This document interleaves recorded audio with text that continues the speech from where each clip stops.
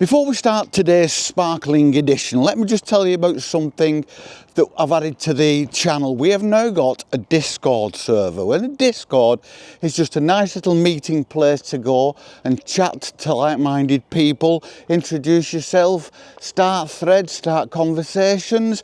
We can chat there, we can hang out there, and it's lovely. And all you need to do, I will put the link in the description. Now, YouTube does not like links. YouTube hates links. But if the link in the description doesn't work, or if you can't copy and paste it into your URL, just go to the home page and there is a link to the Discord. I think it's called Primal Discord. There's a link there. Just go, say hello, tell us where you're from. There are no rules. The rules basically are let's be nice to each other and just give it a go. And now, on with the show. It's a bit cooler out here today in the UK. It's very, very, very still, and we're going to have very, very high winds later on today. It's about 8 o'clock in the morning now, and by 11 o'clock I think we're going to have some high winds. So we're going to get some recording done before all that comes, because this is what it's like in the UK. 4 seasons in one day, which makes it all good and very interesting living here. But it's very green, and we're in the woodland now. Molly's just behind me. She's having a good sniff about. She's in good spirits this morning. She's doing quite well at the moment, and all of a sudden she's eating again, which is great and gives me a great deal of pleasure. Now, today, I've said it before and I'm going to say it again. You don't have to live in a country cottage, a beautiful idyll in the middle of the countryside to be happy. You don't have to have your hair braided with daisies or wear flowing Laura Ashley dresses. You don't have to have fine bone china embellished with hand-painted characters from Beatrix Potter. You don't have to bake your own cinnamon buns and start your own sourdough cultures. And you know why? Because that's all performative nonsense. Unless it really isn't. There are some out there that are genuine. It's performative nonsense unless it isn't, and you are indeed Isadora Duncan. Having said that, I hate everyone who lives in a countryside idyll. I hate you because I don't, and I want to. But if you associate a certain lifestyle, location, income with living the idyllic lifestyle and being happy and being at peace, then you're handicapping yourself from the get-go. If you set yourself standards that you have to reach to be happy, then you will never be happy, because it's human nature. You will never reach those standards because you will always set the bar higher. It's just human nature. It's what we do, isn't it? It's like, I want to lose weight. Do you actually ever gain that weight? Or do you always think, well, look in the mirror and think, well, I could do with another half a pound here or a kilogram there or something like that? So you set standards and they will always be unattainable. You will never reach happiness. You might reach a point where things around you give you pleasure, but that's a totally different thing. In fact, that's kind of the complete opposite. The antithesis of happiness is pleasure. I don't think any of us will really recognise when we reach our own nirvana, because it won't feel any different than the day before. It will just feel like the day before, when life was a struggle and the tax man was trying to drive us all into penury. You don't need all that guff around you, do you? All that guff around you that you buy from Amazon and Currys and all these big stores and all your white goods and all your fancy goods that everybody on the telly and in the advertising tells you must have to be happy. And all that does is bring you a little pleasure for a little while, but it doesn't bring you peace, it doesn't bring you true happiness. It just gives you a little bit of a buzz until the washing machine breaks down and you're facing reality all over again.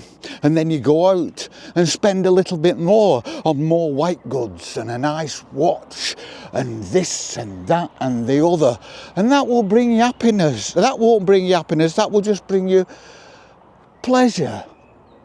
A brief moment of pleasure, which is absolutely fine, but do not mistake that brief moment of pleasure for happiness, because they're two completely different things.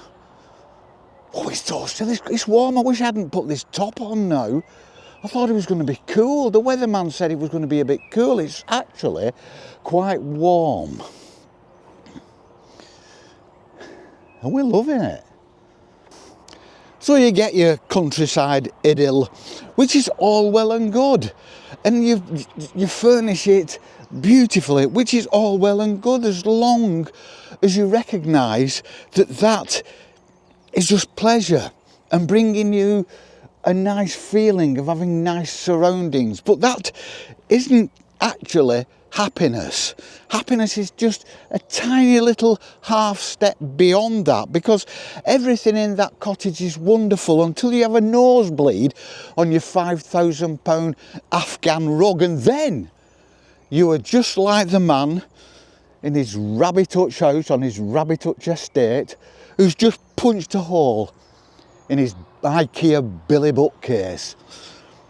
That's a great leveller. Misfortune, accidents are a great leveller. Things are just things. It's undoubtedly nice to live in a countryside cottage in the woodlands and have deer poking their mite-infested heads through your kitchen window in the morning while you're nibbling at your avocado toast and sipping your chamomile tea. That's great and that's lovely, and we'd all like to do it, but we can't, so don't worry about it. Don't beat yourself up about things you can't have. That's what we do, unfortunately, isn't it? We beat ourselves up because we can't have something. Just live in reality. If you can't have it, you can't have it. And I'll tell you what, if you can't have that, you can have something else. You can have something else, you can cut your cloth and be just as happy with other things in life, other things that life offers you. On the cheap or for free. Just like this, all for free. It's wonderful. And this is how we start our day at 8 o'clock. Just had a cup of coffee before we came out, and we're here. We were in bed not long ago, and now we're here. Bird song, sunlight coming through the trees. What a way to start the day. And then you go, and it sets the mood. And I know if you're going to work, it's not the same, but you can have some part of this. You can spend 5 minutes looking at the day through the window. You can just spend a few minutes breathing and taking in the world around you, just to give you that little bit of an advantage over the day, which is going to try and kick you in the balls at every opportunity.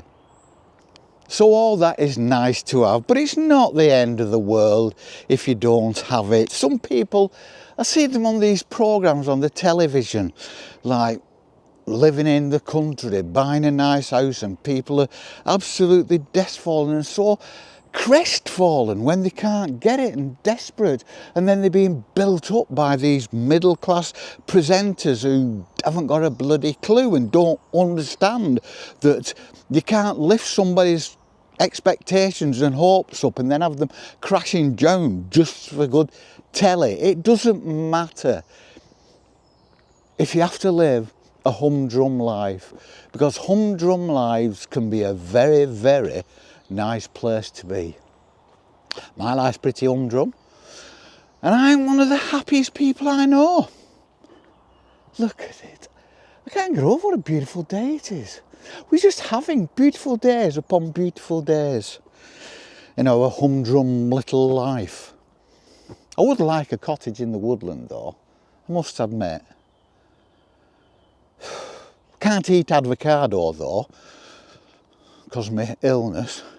I only found that out. I ate avocado. I love avocado. And I was like getting avocados and spooning them out, the flesh out, and gobbling it all back. And then I was violently ill. And I kind of looked through. I Googled, a doctor Googled it, and it said, if you've got what you've got, the one thing you've got to avoid is avocado. It was like I'd had my foot cut off. Anyway, we got over it. I can eat Weetabix, so that's all right. Because it's not about what you've got. It's about who you are, how you treat your fellow man, and what you get out of the world around you. Things are just things. It's nice to have things, but don't kid yourself into thinking things will bring you happiness. Things just bring you pleasure. They bring you fleeting pleasure, which is great and has got its place in your life. But it's not happiness. Happiness is here and here. Happiness is everything. It's the whole. It isn't a specific. It's like an amalgamation. Every emotion, action, thought, all rolled into one. Because everyone's happiness is everyone's happiness, and everyone's happiness is different to the next person's happiness. It's your own. It's personal. It's happiness. It's peace. Everyone's peace is different. You know I'm right, don't you? You know I'm right. You all think I'm a lunatic. You all think I'm just wandering about like an old man talking nonsense in his dotage. But you know I'm right. You know I'm right.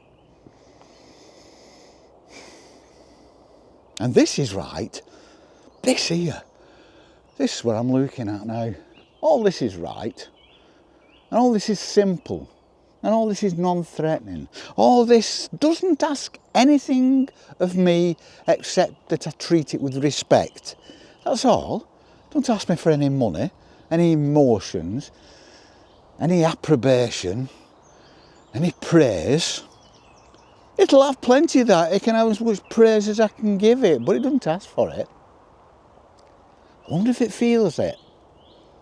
I wonder if we can actually, if we all go out and have a collective loving of loving the countryside, not a loving where we all take our clothes off and oil ourselves up, a loving where we love the... I wonder if it would make a difference if we all stood here and projected our feelings, whether it would all green up and be even more beautiful. No, I'm talking nonsense. Anyway, you know I'm right. And we shall see you all on the flip. Peace and love.